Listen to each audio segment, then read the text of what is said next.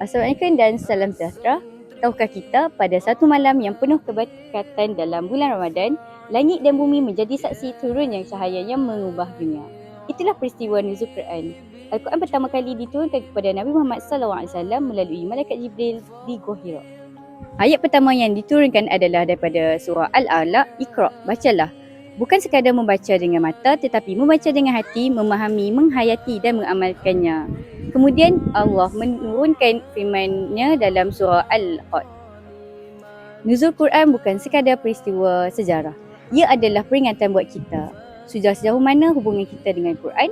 Adakah kita membacanya hanya pada bulan Ramadan atau kita jadikan ia panduan setiap hari? Al-Quran adalah cahaya dalam kegelapan, penenang dalam keresahan dan jawapan dalam setiap persoalan. Kami dari Universiti Sultan Azlan Shah, khususnya Kelab Taha AU, ingin mengambil kesempatan untuk mengucapkan selamat menyambut Nuzul Quran. Sempena Nuzul Quran ini, marilah kita memperbaharui janji kita dengan Al-Quran. Baca walau satu ayat, fahami walau satu makna, amalkan walau satu pesanannya.